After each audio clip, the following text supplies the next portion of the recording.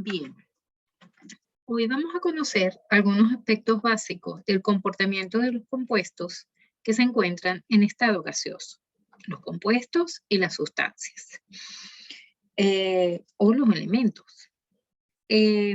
Nosotros hemos visto hasta ahora muchos ejercicios y muchos aspectos, propiedades, reacciones de soluciones, de mezclas que se llevan a cabo en estado líquido, en soluciones acuosas.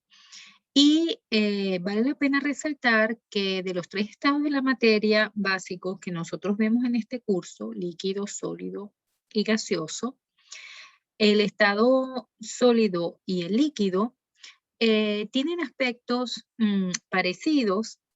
Sin embargo, el estado gaseoso contempla algunas características que hacen que su estudio tenga unas consideraciones asociadas a leyes específicas que nos permiten entender su comportamiento.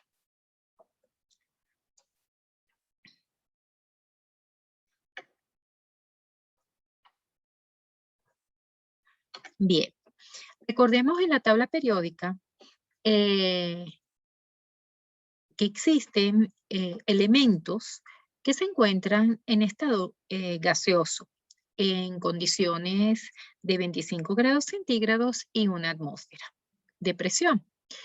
Estos elementos son hidrógeno, que se encuentra en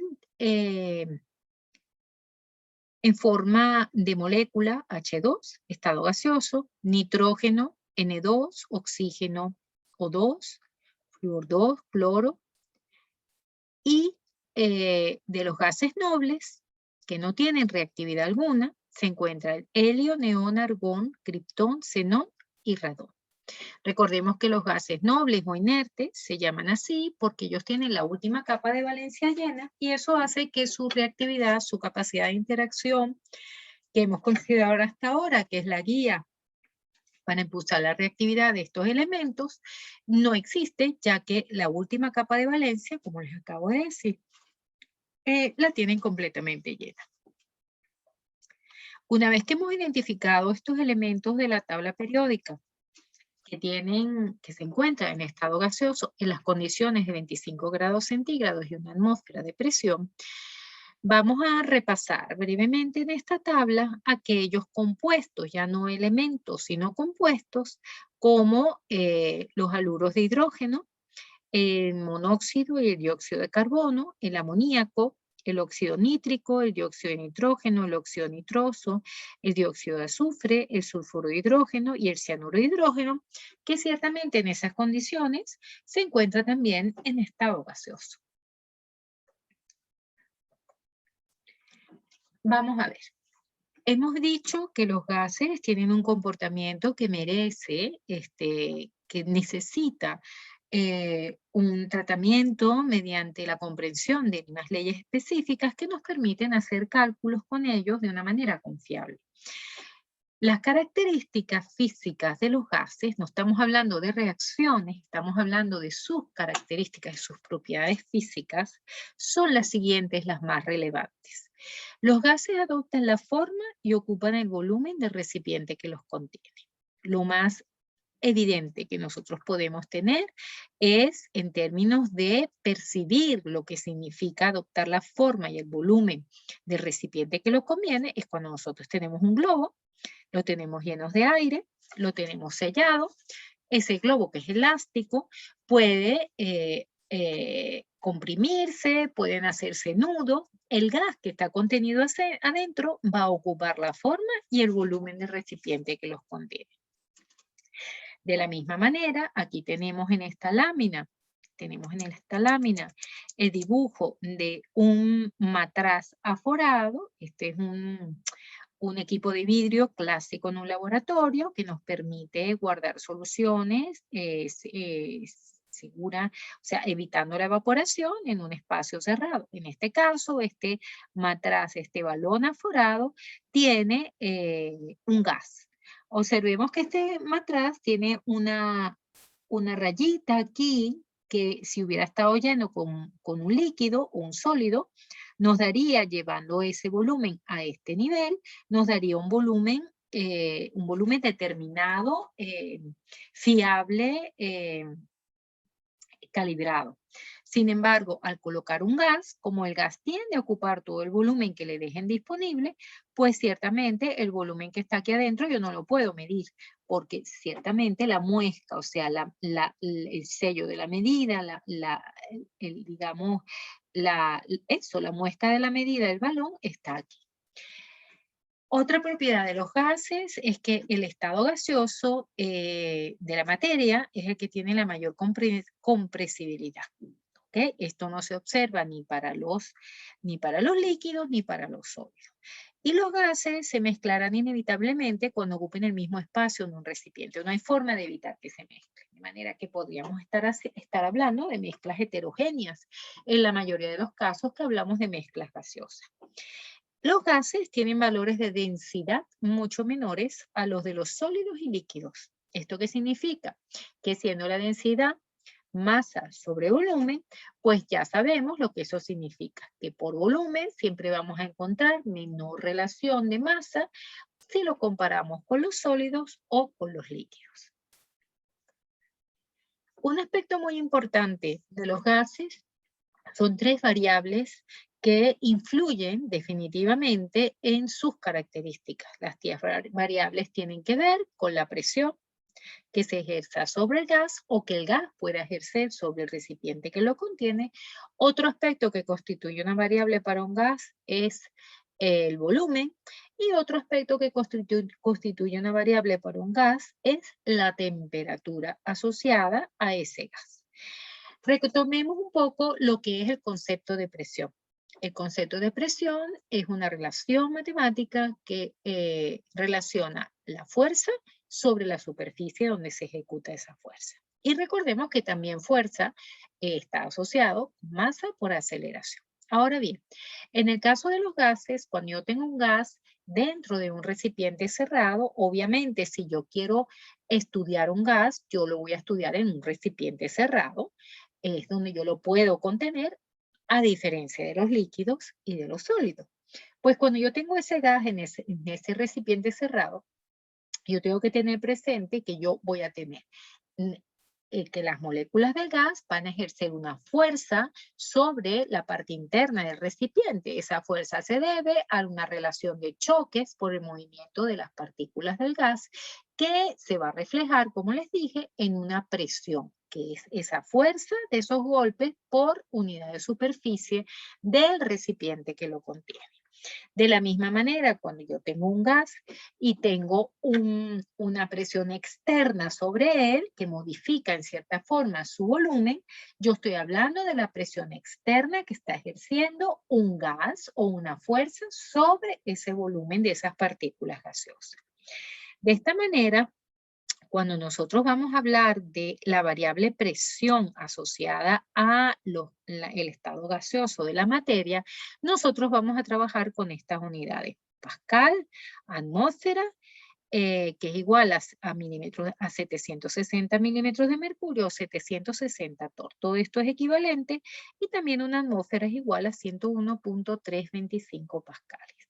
En este dibujo vemos el dibujo de un recipiente. Se ha cortado una rebanada transversal de ese recipiente y vemos cómo, siendo un recipiente que está abierto a la presión atmosférica, nosotros entendemos que cualquier sustancia que nosotros coloquemos aquí, vamos a tener una relación de la presión atmosférica que va a darnos siempre una lectura para esa presión atmosférica, es decir, la presión que está ejerciendo el gas que representa la atmósfera, que es una mezcla de diferentes sustancias en estado gaseoso, y eso es exactamente a 76 centímetros de mercurio, que es la lectura que se tiene de este pequeño capilar de mercurio que se coloca sobre la superficie. 76 centímetros de mercurio tiene una lectura de 760 milímetros de mercurio, que es lo que se establece como el valor de una presión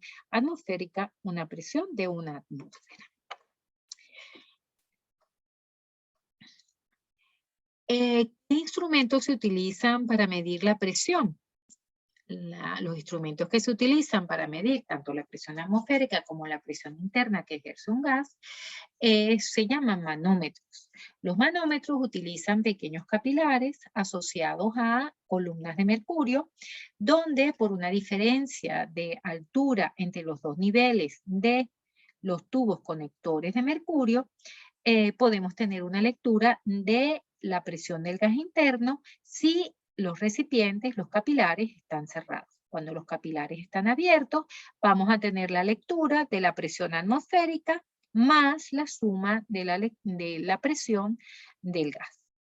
¿Ok? Que me viene dada por la presión del gas, va a ser una suma de la presión atmosférica más la presión de la altura que tomamos aquí.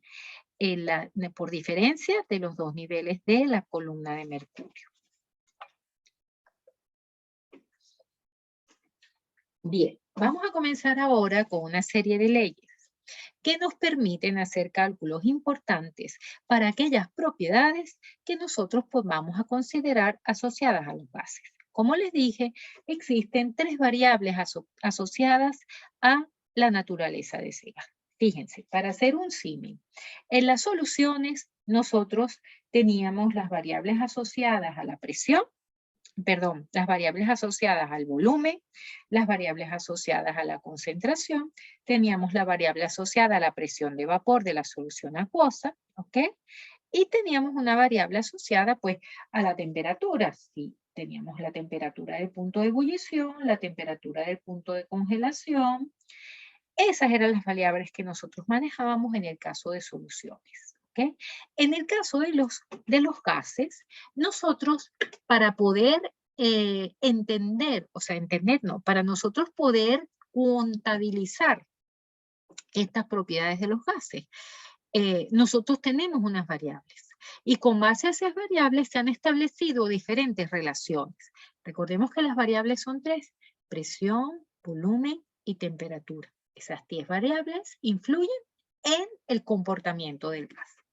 Una de las primeras leyes que relacionó las variables, ¿ok?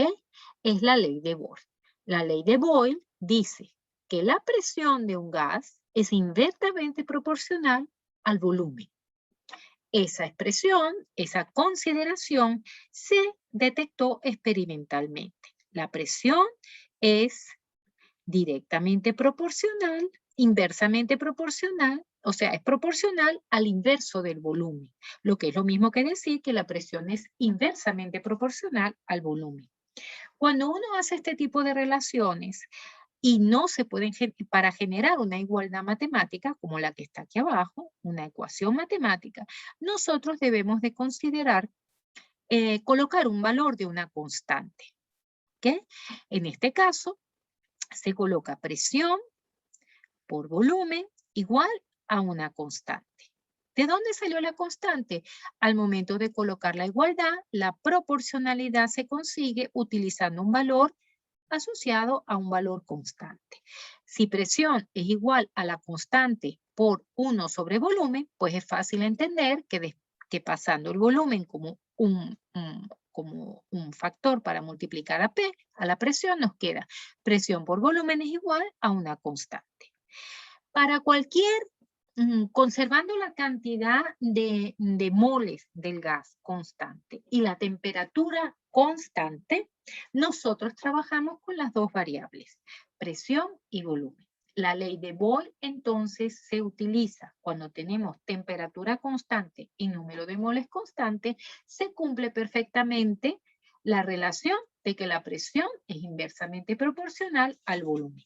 Si nosotros evaluamos este gráfico, donde en el eje de las Y tenemos la variable presión y en el eje de las X tenemos la variable volumen, vemos que al hacer diferentes medidas en diferentes variables de presión, puntos de presión y de volumen, repito, manteniendo temperatura y cantidad de gas constante, vemos que vamos a desarrollar una curva que tiene este aspecto. Esta curva tiene entonces valores, por ejemplo, para 0,6 atmósferas el volumen es de 2 litros. Cuando disminuimos la presión, pues el volumen se hace mayor. cumpliéndose entonces la ley de Boyle, que dice que la presión es inversamente proporcional al volumen cuando la temperatura del sistema que contiene el gas es constante y el número de moles del gas es constante. De esta manera, para cada punto se va a cumplir la relación presión de este punto por el volumen de este punto es igual a una constante. En este punto se cumple lo mismo, por lo tanto, si las constantes son iguales, yo puedo igualar presión 1 por volumen 1 igual a presión 2 por volumen 2. Por ejemplo, ¿cómo podemos utilizar la ecuación de Boyle? La ecuación de Boyle se puede utilizar muy fácil. En este caso, por ejemplo, nos dice una muestra de gas cloro 2, ocupa un volumen de 946 mililitros a una presión de 726 milímetros de mercurio. Nos están dando el volumen y la presión. ¿Cuál será la presión del gas en milímetros de mercurio? Si el volumen se reduce, ¿ok?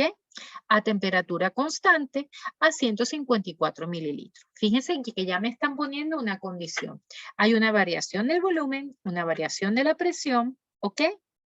Y la temperatura es constante. Obviamente el número de moles es constante porque en ningún momento yo he sacado o metido gas de ese recipiente. Solamente he aumentado, he variado el volumen. Y eso se debe a condiciones de temperatura y número de moles constante. Obviamente eso es el reflejo de una variación de la presión. Por lo tanto, lo único que tengo que hacer es colocar la ley de Boyle para las dos condiciones. Presión 1, volumen 1, presión 2, volumen 1. Me está preguntando la presión 2 en el volumen nuevo. Entonces, sustituyo los valores. Recordemos que tenemos que trabajar en milímetros de mercurio y mililitros para las unidades para que se nos vayan y de esa manera calculamos el valor de la presión. La nueva presión son 4.460 milímetros de mercurio. Definitivamente se ha aumentado muchísimo la presión para conseguir una reducción del volumen que va desde casi 1 litro hasta 154 mililitros. Fíjense que la utilidad que tiene la ecuación de Boyle que nos permite calcular valores de presión y de volumen manteniendo la temperatura externa y el número de moles constante. Ok. A presión constante, el volumen de un gas puede variar si se aumenta la temperatura. ¿Ok? A presión constante, el volumen de un gas puede variar si se aumenta la temperatura. Es decir, yo tengo la presión externa constante. Aquí lo vemos en estos dos dibujos. Aquí tenemos una columna de mercurio que es exactamente igual en volumen y en peso que esta columna de mercurio. Esta es la presión que es constante, ¿ok? Que se está aplicando a un sistema que contiene esta cantidad de gas preso en este tubo de un diámetro muy pequeñito, se llama capilar. Si yo aquí tengo una baja temperatura, el mercurio estará en este nivel.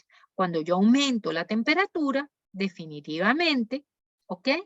El gas va a aumentar el volumen a pesar de que la presión externa es constante. Nos damos cuenta aquí que los dos recipientes están abiertos. El mercurio va a desplazar el aire que tiene sobre él, ¿okay? Que es el aire de la presión atmosférica que es constante, y vamos a ver cómo entonces un aumento de temperatura en un gas hace que el gas se expanda, es decir, que aumente el volumen. ¿Cómo se explica esto? Al aumentar la temperatura, aumenta la energía cinética de un gas, que hace que él, si tiene más espacio disponible para moverse, lo utilice y por eso se explica el aumento del volumen. Recordemos que estas consideraciones se están dando a presión constante y número de moles constante. ¿Ok? Bien. Podemos representar entonces lo que acabamos de ver. ¿Okay? Podemos representar la variación de volumen de un gas con la variación de la temperatura a una presión constante.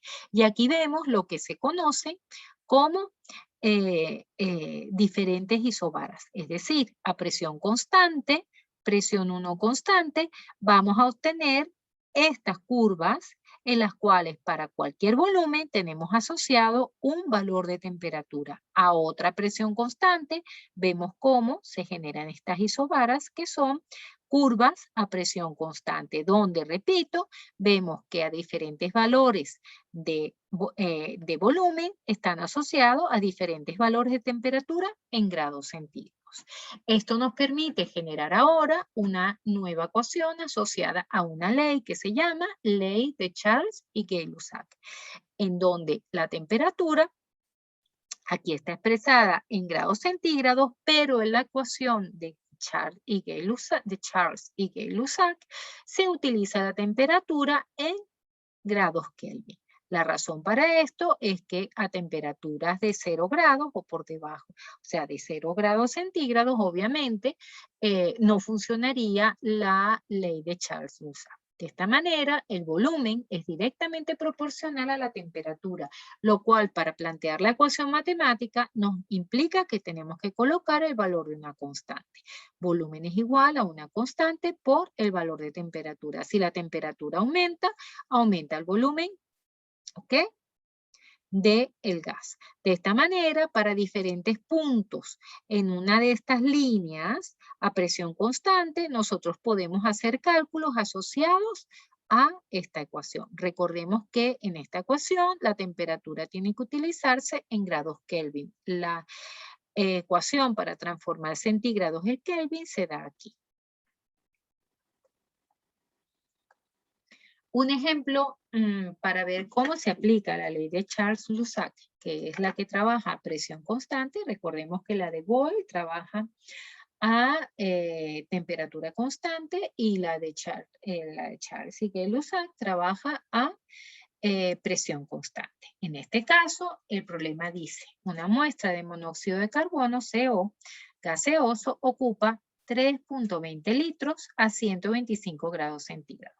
¿A qué temperatura ocupará el gas un volumen de estos litros si la presión permanece constante? Obviamente estamos hablando de un recipiente cerrado y estamos manteniendo la presión constante. La ecuación que aplica es entonces B1 sobre T1 igual a B2 sobre T2. Sustituimos los valores teniendo presente que tenemos que transformar los valores de grados centígrados a grados Kelvin, los colocamos dentro de la ecuación y obtenemos rápidamente el valor en temperatura Kelvin asociado a el volumen que va a ocupar el gas.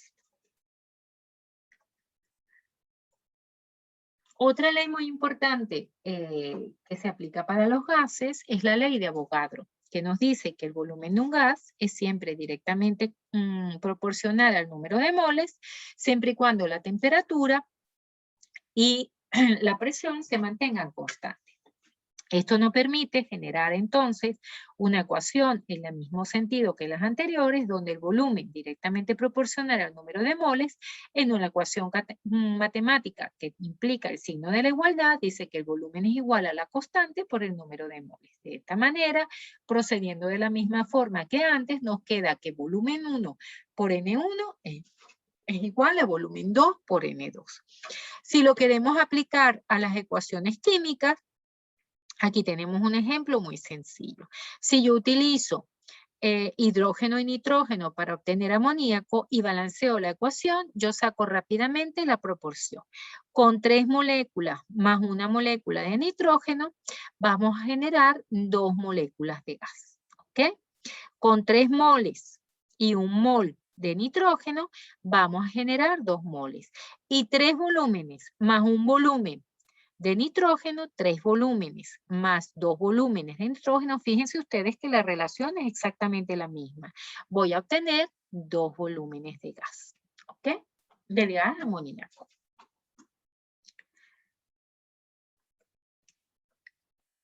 Por ejemplo, ¿cómo aplicamos la ley de Avogadro? Aquí tenemos un ejercicio. Amonio se quema en presencia de oxígeno. Aquí tenemos amoníaco, tiene combustión con oxígeno para dar NO y 6 moléculas de agua. Una vez balanceada la ecuación, nosotros sabemos que por cada mol de amoníaco se va a generar un mol de NO.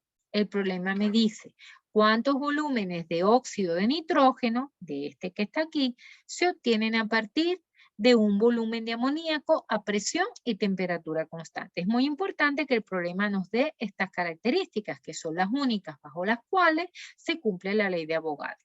Nosotros observamos la ecuación y vemos que por 4 moles de amoníaco se forman 4 de nitrógeno. Quiere decir que cantidades iguales se consumen y se forman. Por lo tanto, por cada mol de amoníaco, esto es lo mismo decir que por cada mol de amoníaco se forma exactamente un mol de NO. A presión y temperatura constante, entonces, haciendo el mismo símil que vimos en la lámina anterior, por un volumen de amoníaco se me forma un volumen de óxido de nitrógeno. ¿Ok? Resumiendo las leyes de los gases, en estas láminas vemos rápidamente cómo tenemos la ley de Boyle, ¿ok?, que trabaja a temperatura constante. Tenemos la ley de Charles y de Gay-Lussac, ¿ok?, en la versión en la cual se trabaja a presión constante o a volumen constante, ¿ok? Y tenemos la versión de la ley de Avogadro, ¿ok? Estas tres leyes se condensan para generar una ecuación más amplia que se conoce como la ecuación de un gas ideal. La ecuación de un gas ideal es aquella que cumple el gas en las condiciones ideales de temperatura, ¿ok? En las condiciones normales de temperatura y presión. La ecuación de un gas ideal es la sumatoria de la ley de Boyle, de la ley de Charles y de la ley de Avogadro, lo cual nos quiere decir que el volumen va a ser directamente proporcional al inverso de la presión y directamente proporcional a el número de moles por la temperatura. Esta proporcionalidad que está aquí es un resumen de estas tres consideraciones. La ley de Boyle me dice que la presión es inversa al volumen. Aquí está, volumen inverso a la presión. La ley de Charles me dice que volumen y temperatura son directamente proporcionales. Aquí está la proporcionalidad. Y la ley de Avogadro me dice que los volúmenes son directamente proporcionales al número de moles. Por lo tanto, se trabaja con el mismo criterio que con las láminas anteriores y se genera lo que es la ecuación con la igualdad, donde volumen es igual a una constante por el número de moles, por la temperatura y la presión, donde a la constante ahora en la ecuación de un gas ideal se le da nombre y apellido y se define como R. R es la constante de los gases y queda entonces definida la ecuación presión por volumen es igual a N por R por T. Las condiciones de 0 grados centígrados y una atmósfera de presión se llaman condiciones estándar de presión y temperatura. Y con base a ellos, ya nosotros habíamos trabajado con el volumen molar. Los experimentos demuestran que en condiciones de temperatura y presión estándar, un mol de un gas ideal ocupa 22.414 litros. ¿Ok? Si el gas ideal que cumple con estas leyes que acabamos de ver tiene estas variables asociadas, entonces yo sustituyo estos valores pasando 0 grados a Kelvin, sustituyo estos valores en la ecuación y puedo despejar el valor de R, en este caso el valor de R me da 0,082057 litros por atmósfera sobre mol grado Kelvin. ¿Cómo se puede utilizar la ecuación de los gases ideales? Muy bien, tenemos que tener presente que siempre vamos a trabajar a 0 grados centígrados y una atmósfera. Y que estos gases ideales siempre nos van a decir condición de gas ideal. Porque los gases reales tienen otras consideraciones que no estamos viendo en este curso. Entonces, ¿cuál es el volumen en litros ocupados por esta cantidad de ácido clorhídrico en las condiciones de temperatura y presión estándar? Pues estas condiciones son estas que están aquí.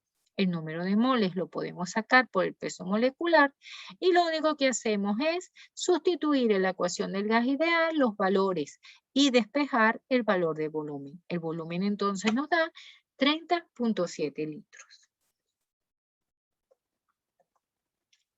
Aquí tenemos otro ejercicio que nos permite calcular ahora la presión. Argón es un gas inerte que contiene los bombillos de filamento incandescente. Un bombillo que contiene argón a 1.20 atmósfera y 18 grados centígrados se calienta a 85 grados centígrados a volumen constante. ¿Ok? ¿Cuál será la presión final de argón en el bulbo en atmósfera? Este es un problema un tanto diferente que el anterior, ¿ok?